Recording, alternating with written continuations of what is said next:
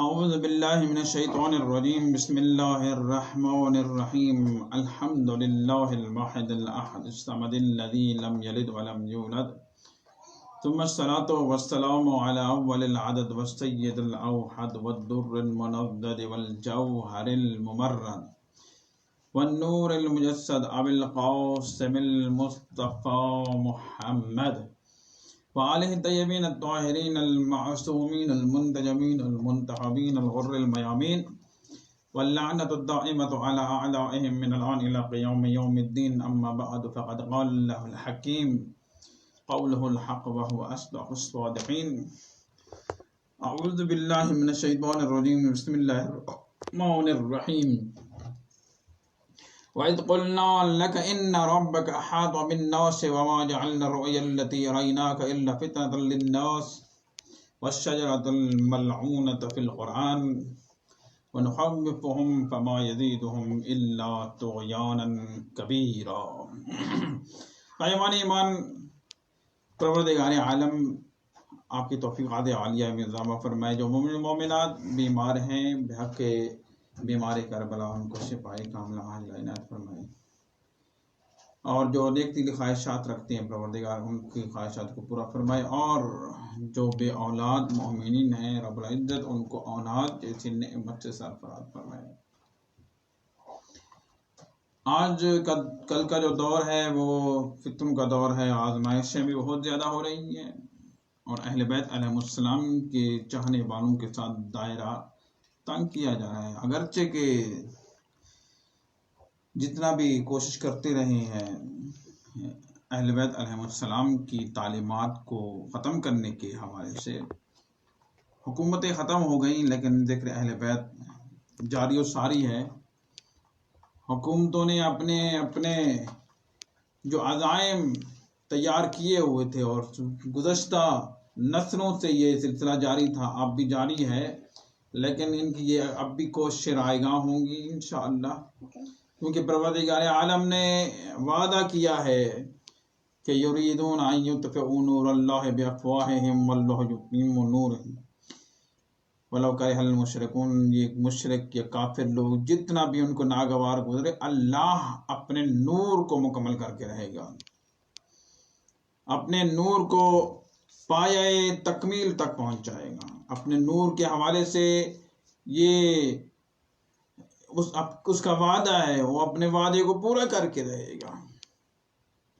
تو صاحبان ایمان، یہ نور اللہ کا نور، یہ عام نور نہیں ہے، وہ الہی نور، الہی علم کا مالک نور ہے۔ وہ اہل بیت علیہ السلام جیسی ہستیاں ہیں، رب العزت نے ان کو پیدا کر کے، ان کو خلق کر کے ہمارے اوپر بہت بڑا احسان کیا ہے، جن کی وجہ سے یہ زمین و آسمان قائم ہے، جن کی وجہ سے شجر و حجر، سمندروں میں اور دریاؤں میں جو پانی رواں دواں ہے، یہ اہل بیت علیہ السلام کا صدقہ ہے کہ رب العزت نے ان کو یہ مقام عطا کیا ہے۔ حدیث سے کسا اس بات کی بین دلیل ہے، واضح دلیل ہے، اور اسی طرح قرآن مجید کی بہت سی آیات اہل بیت علیہ السلام کی شان میں نازل ہوئی ہیں۔ تو میں نے گزشتہ تقاریر میں اس حوالے سے بہت کچھ ذکر کر چکا ہوں، اور آج میری یہ 6ٹھی مجلس ہے، اور 6 محرم الحرام کی تاریخ میں یہ میں آپ کی خدمت میں بیان کر رہا ہوں کہ آج کل یزیدی افراد یزیدی مشن کو لے کر اپنی ناسبیت کا کھلم کھلا اظہار کر رہے ہیں۔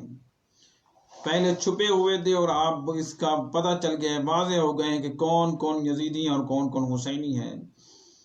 واقعہ کربلا کے بعد واقعاً جو ایک لفظ ہے کہ مسلمان اب 2 حصوں میں تقسیم ہو چکے ہیں، یا تو مسلمان یزیدی ہے یا حسینی ہے۔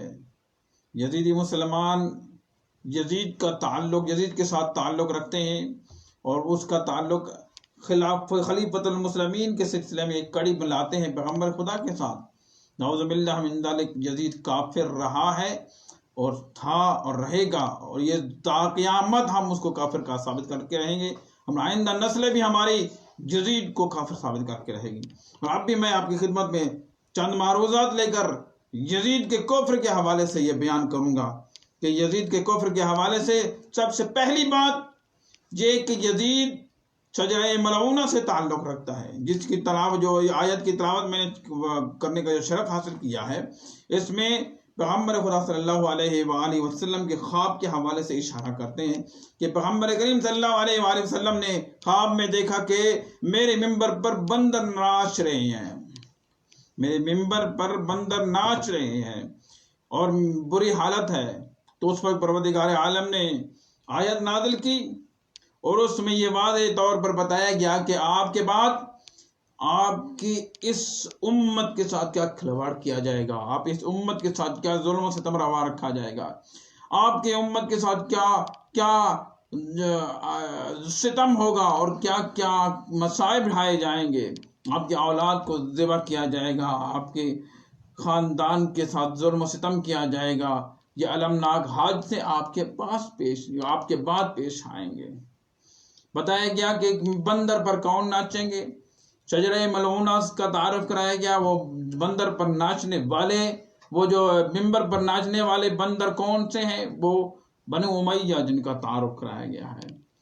اور زیادہ میں گہرائی میں نہیں جاتا اور میں بھی اس حوالے سے مزید آپ خود تحقیق کر لیں۔ صرف یزید کے بارے میں آپ کو بتاؤں گا کہ یزید ملعون کے بارے میں، یزید جیسے کافر شخص کے بارے میں آپ کو بتاؤں گا کہ یزید کے کفر کی انتہا کہاں تک پہنچی ہوئی تھی۔ یزید اہل بیت علیہ السلام کے ساتھ ظلم و ستم کر کے تو اس نے سب سے پہلا کفر یہی کیا، حضرت امام حسین علیہ السلام سے بیعت طلب کر رہی ہیں، جو پاک و پاکیزہ ہستیاں ہیں، جن کے بارے میں اللہ نے قرآن آیات نازل کی ہیں، جن کے بارے میں رب العزت نے ان کے پاکیزگی کی طہارت اور پاکیزگی کی سند نازل کی ہے، جن کے بارے میں رب العزت نے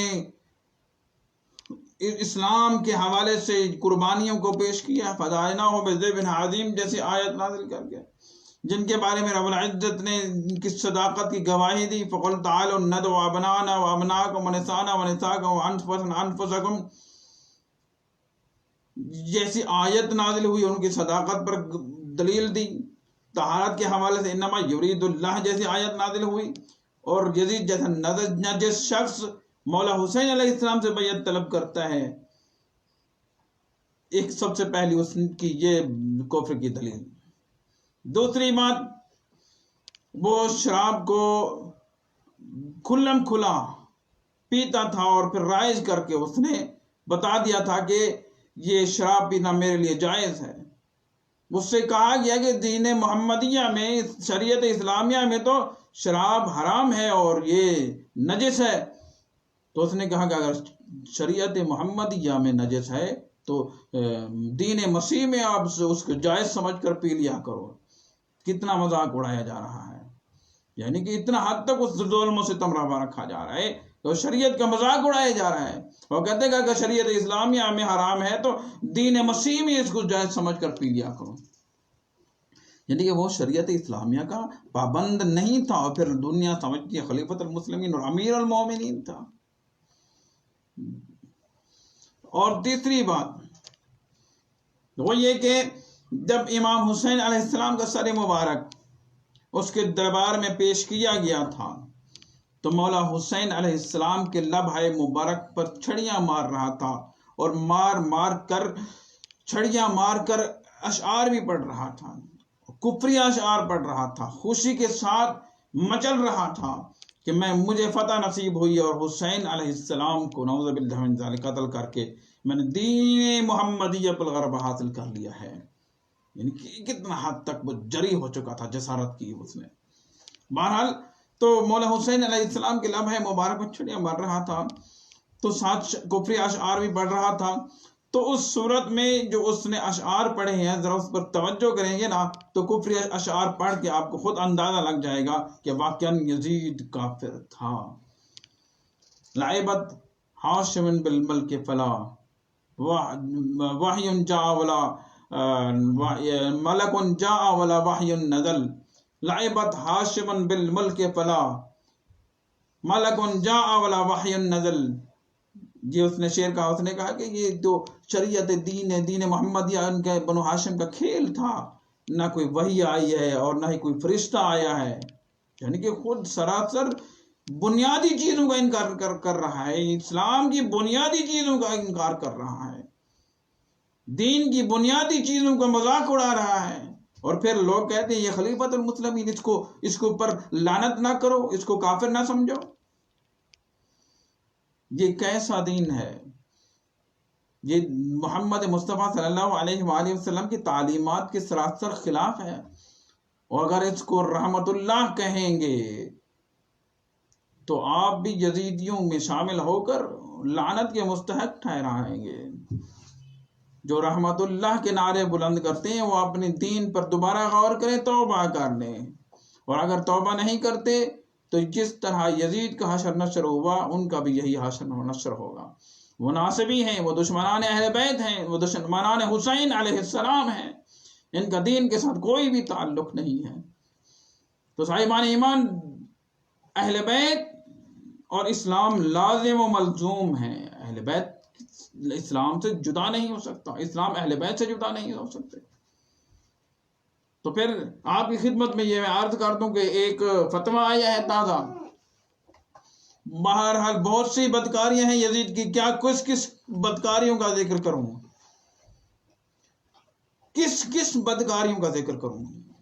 مفتیان دین تو اس وقت بھی بک چکے تھے جس وقت مولا حسین علیہ السلام کو شہید کیا گیا تھا، تاریخ نویسان بھی بکے ہوئے تھے، کرفیو نافذ تھا، ماشاء اللہ جس طرح کہا جاتا ہے آج کل کی زبان میں، اور اس طرح کے یہ جب ہر جگہ سے خوف و ہراس ہو تو بندہ کہاں جائے، جہاں بندہ وہ جو کمزور ایمان کا مالک بندہ ہے وہ ظاہر دب کر چھپ کر بیٹھ جائے گا، اور جیسا قوی ایمان کے مالک تھے وہ مولا حسین علیہ السلام کے ساتھ میدان کربلا میں تھے اور آئے اور جانوں کا نذرانہ پیش کیا۔ حقیقی شیعہ تو وہی تھے، ہم تو نام لیوا شیعہ، فقط نام کے شیعہ ہیں، حقیقت کے پیروکار مولا حسین کے وہی تھے جو میدان کربلا میں آئے تھے اور جانوں کا نذرانہ پیش کیا تھا۔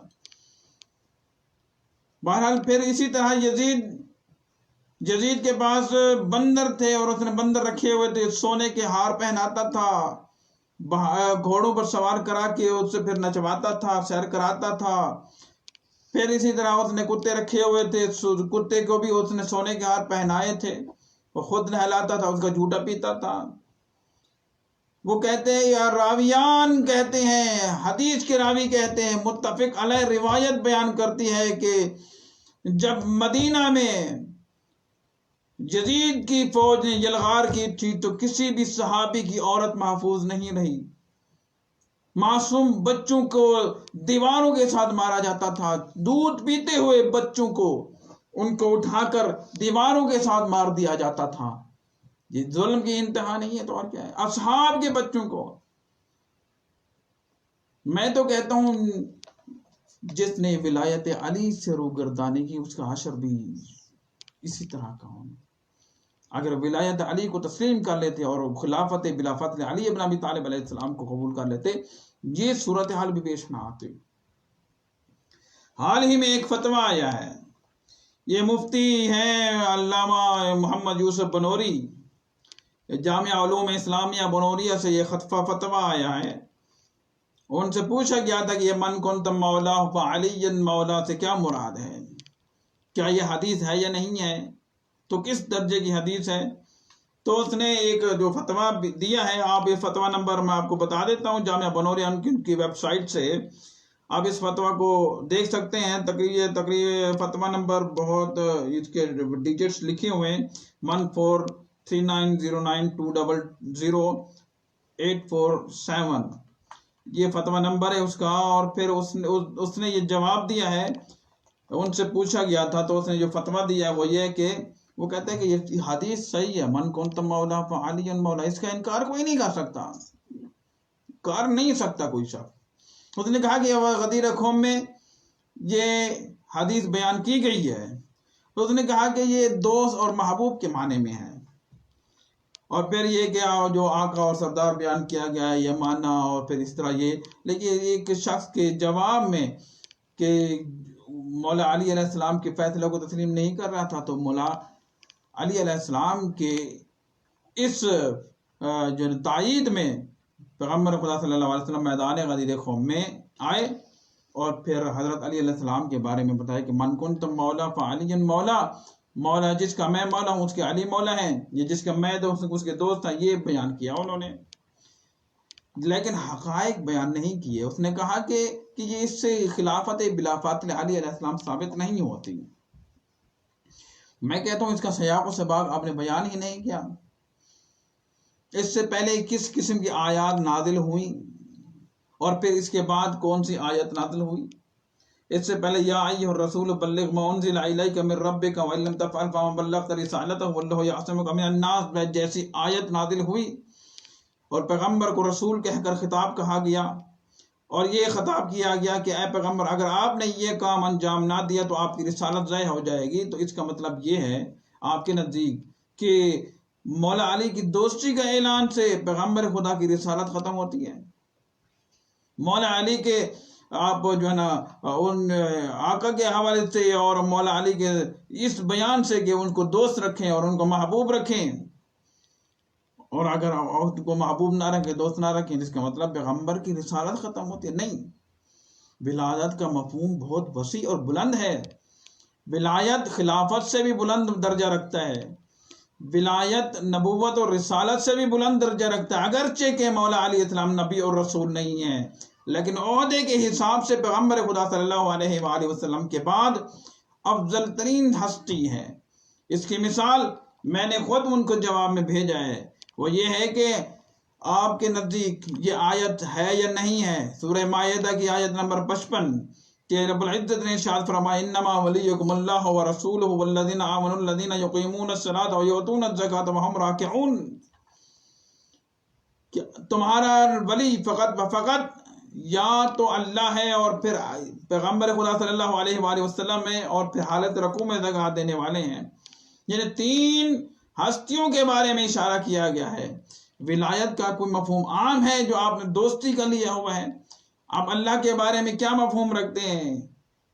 آپ اللہ ان کے رسول کے بارے میں کیا مفہوم رکھتے ہیں؟ پیغمبر خدا صلی اللہ علیہ وآلہ وسلم اور حضرت علی علیہ السلام مولا کا وسیع مفہوم ہے، اور یہ حکومت اور سلطنت کے حوالے سے ہے۔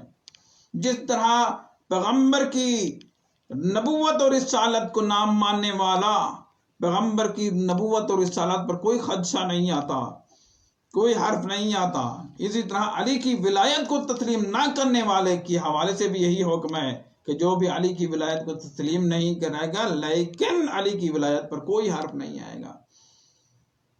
علی کی ولایت کو تسلیم چاہے پوری دنیا تسلیم نہ کرے، لیکن مولا علی ہیں، خلیفہ بلا فاصل بھی ہیں، اور اس سلسلے میں نے ان کو روایات بھی دکھائیں۔ دوسری میں نے کہا کہ پیغمبر خدا نے فقط یہ ولایت کا اعلان ہی نہیں کیا، فقط یہ نہیں بتایا کہ میں جس کا مولا ہوں اس کے علی مولا ہیں، ہاتھ بلند کر کے یہ بھی بتایا کہ جس کے اوپر یہ ایک اور سوال بھی کیا تھا کہ الست اولیٰ بکم من انفسکم، کیا میں تمہارے جانوں پر زیادہ تصرف نہیں رکھتا؟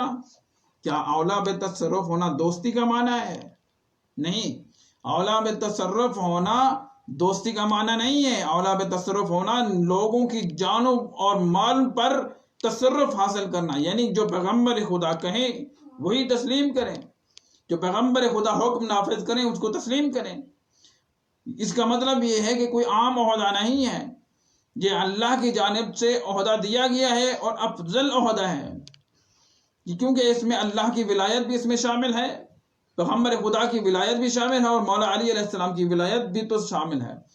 تو اس سلسلے میں یہی بیان کروں گا کہ صاحبان ایمان، آپ علی کی ولایت کو اس لسٹ میں دیکھیں، اپنی دوستیوں میں نہ دیکھیں۔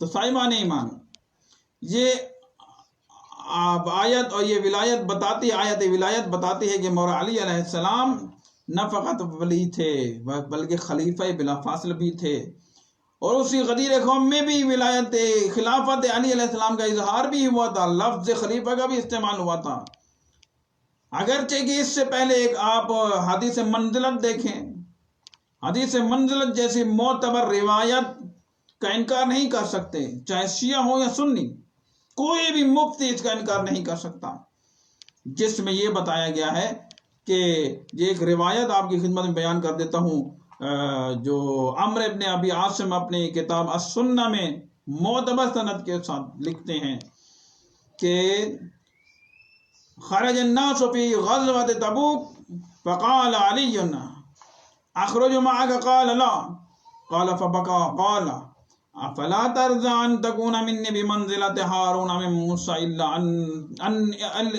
انك لست بنبي وانت خلیفتی فی کل مؤمن من بعدی وانت خلیفتی فی کل مؤمن من بعدی۔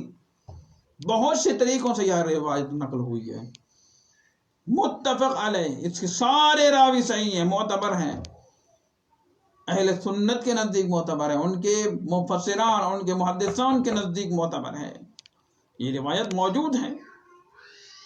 فرمایا گیا ہے کہ جب غزوہ تبوک کے لیے لوگ جا رہے تھے، حضرت علی علیہ السلام نے عرض کی یا رسول اللہ کیا میں آپ کے ساتھ نہیں جا سکتا، میں بھی آپ کے ساتھ جاؤں؟ تو پیغمبر نے فرمایا نہیں علی ہمارے ساتھ نہ جائیں۔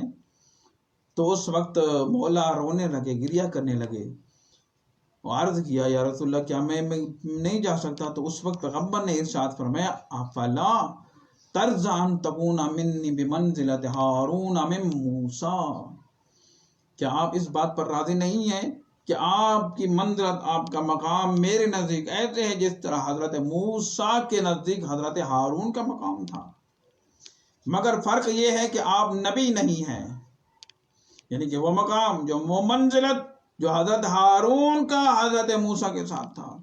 حضرت ہارون حضرت موسیٰ کے خلیفہ بلا فاصل تھے، حضرت ہارون حضرت موسیٰ کے بعد تنہا رہ گئے تھے، حضرت ہارون حضرت موسیٰ کے بعد خلیفہ باقاعدہ طور پر قرآنی نص کے مطابق تھے، اور ادھر آپ کہتے ہیں نہیں ہے، خلیفہ بلا فاصل کے بارے میں نہیں ہے، آپ جھوٹ بولتے ہیں۔ ٹھیک ہے، آپ جو کہتے نہیں، آپ جو ہر بات کا انکار کرتے رہے اور ہم تسلیم کرتے رہے، یہ نہیں ہو سکتا۔ آپ کو اپنا دین مبارک ہو، ہم تو محمد مصطفیٰ صلی اللہ علیہ وآلہ وسلم کے حکم کے مطابق ان کو خلیفہ تسلیم کرتے ہیں، خلیفہ بلا فاصل۔ تو فرمایا انتا خلیفتی فی کل مؤمن من بعدی، اہل سنت کی کتابوں موجود ہے، اور میں آپ کو اس بارے میں اس روایت کے حوالے سے بتاؤں گا کہ کس کس جگہ پر یہ موجود ہے، پھر اس کے بعد اجازت چاہوں گا۔ شیبانی نے اس کو بیان کیا ہے السنہ میں، نسائی نے خصائص امیر المومنین میں اس کو ذکر کیا ہے، پھر الضحاک میں پھر اسی طرح یہ دوسری روایت موجود الاسقلانی، ابن حجر مکی اسقلانی نے بیان کیا ہے تقریب التہذیب میں، التمیمی البستی نے اس کو ثقات میں شامل کیا، سکہ راوی سارے، ذہبی اور شافعی نے اس کو بیان کیا ہے الکاشفی معرفت من لہ روایت فی الکتب السنہ، الکاشف فی معرفت من لہ روایت فی الکتب الستہ، یہ بہت سی کتابوں میں موجود ہے، صحائح ستہ میں اس کو ذکر کیا گیا ہے، اس کا انکار نہیں کر سکتے، حقائق کا انکار نہیں کیا جا سکتا، آپ نے لوگوں کو حقائق بتائے نہیں ہیں۔ یہی وجہ تھی کہ امام حسین علیہ السلام کو حقیقی دین پہنچانے کے لیے قیام کرنا پڑا تھا۔ 50 سال کے اندر لوگ بھلا چکے تھے دین کو، 50 سال کے اندر پیغمبر خدا صلی اللہ علیہ وسلم کی زندگی کے بعد یہ معرکہ پیش آیا، لوگ اہل بیت سے روگردانی کر چکے تھے۔ آپ فقط یہ وہ احادیث کی کتابوں کا مطالعہ نہ کریں، حضرت موسیٰ علیہ السلام اور حضرت ہارون علیہ السلام کی داستان کا بھی مطالعہ کریں، اور وہاں پر دیکھیں، ملاحظہ کریں گے آپ کہ کس طرح سے حضرت ہارون تنہا رہ گئے تھے، ان کی قوم نے ان کے ساتھ کیا کیا تھا، بچھڑے کو خدا بنا لیا تھا، اور ادھر بھی یہی صورتحال پیش آ گئی تھی۔ اہل بیت علیہ السلام نے اخلاق کے ذریعے سے یہ دین پہنچایا ہمیں، جتنے بھی مصیبتیں آئیں، جس نے بھی مشکلات آئیں، انہوں نے اپنے محبت کے ذریعے سے دین پہنچایا تھا، طاقت کے ذریعے سے نہیں، تلوار کے ذریعے سے نہیں، لوگوں کے اختیار سے یہ دین کو قبول کیا۔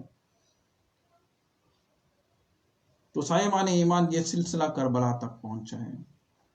اتنا حد تک تحریف کی گئی تھی اہل بیت علیہ السلام کے بارے میں، اور اتنا پروپیگنڈا کیا گیا تھا کہ نعوذ باللہ من ذالک مولا حسین علیہ السلام کو خارجی تک کہا گیا تھا، خارجی۔ اس حد تک لوگوں کے ذہنوں میں بٹھا دی گئی تھی یہ بات۔ چاہے کوفہ ہو، شام ہو، آپ جا کے ان کا مطالعہ کریں اور پھر آپ کو معلوم ہوگا کس طرح اہل بیت علیہ السلام کے خلاف پروپیگنڈے کیے گئے تھے، مولا علی علیہ السلام کے ساتھ کتنا پروپیگنڈے کیے گئے تھے۔ 100 سال تک ممبروں پر مولا علی علیہ السلام پر سب و ستم کیا گیا تھا۔ یہ کس کی حکومت میں ہوا تھا؟ 100 سال تک پیغمبر خدا صلی اللہ علیہ وآلہ وسلم کی حدیثوں کی نقل پر پابندی کی لگائی ہوئی تھی۔ 100 سال کے بعد معلوم ہوا کہ ہاں حدیث کو لکھنا چاہیے۔ اس کے بعد معلوم ہوا اہل بیت علیہ السلام کے اوپر ظلم و ستم کی انتہا کی گئی تھی۔ یہی انتہا کربلا تک پہنچی ہے۔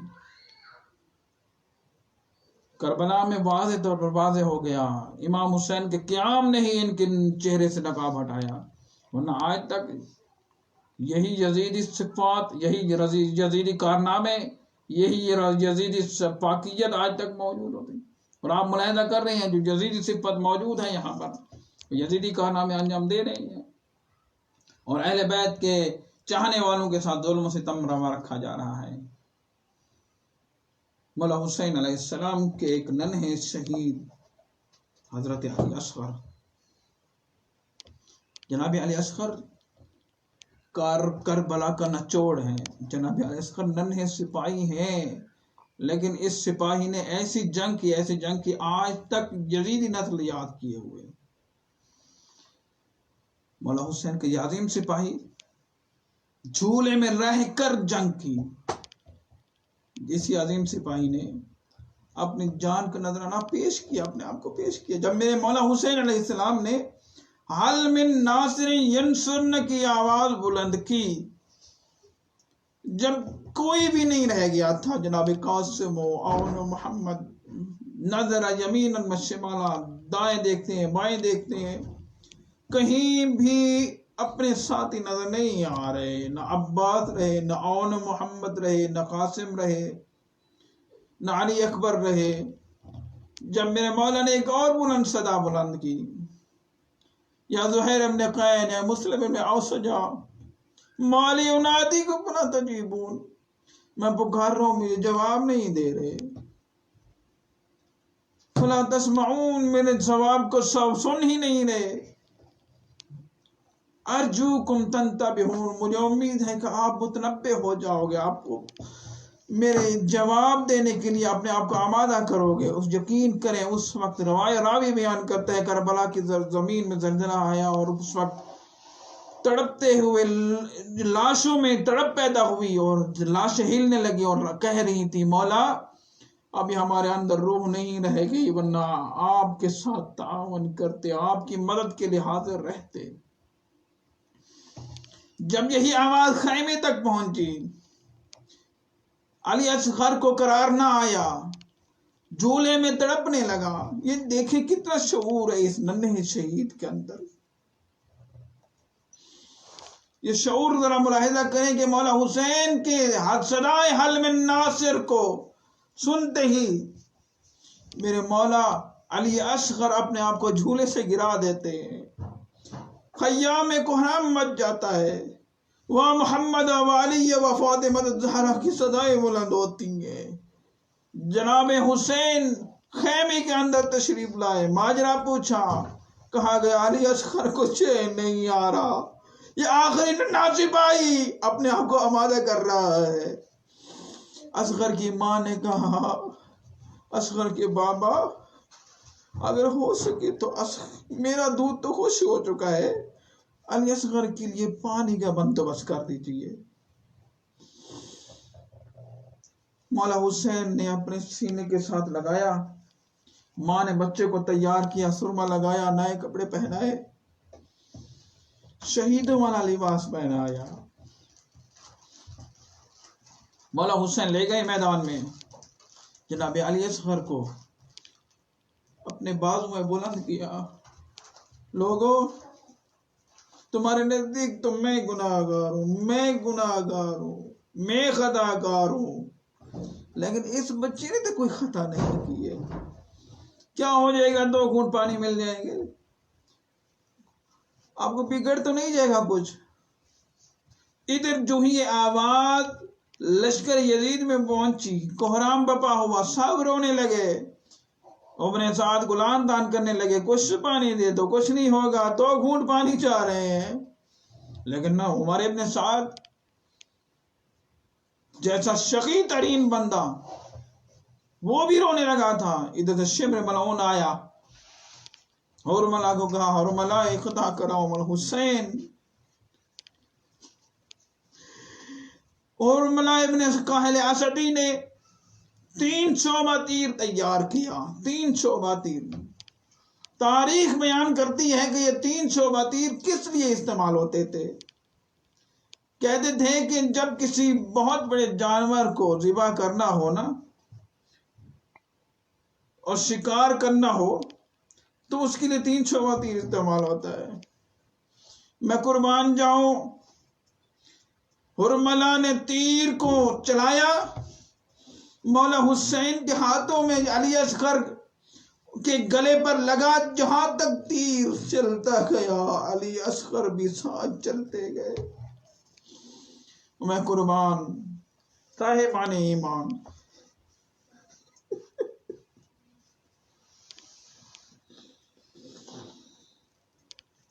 ایک روایت یہ بھی ملتی ذوبہم من الاذن الی الاذن. ایک روایت ملتی ہے کہ مولا حسین علیہ السلام کے علی اصغر کے اس چمکتے ہوئے گلے پر تیر لگا. مولا حسین نے علی اصغر کا خون اپنے ہاتھوں میں لیا، چاہا کہ آسمان کی جانب پھینک.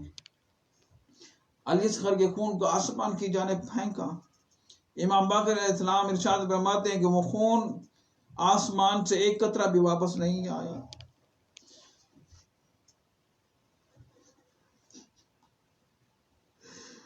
جناب علی اصغر کو لے کر مولا حسین نے چاہا کہ اپنے ماں کا دیدار کرے، آخر ماں ہے دیکھے.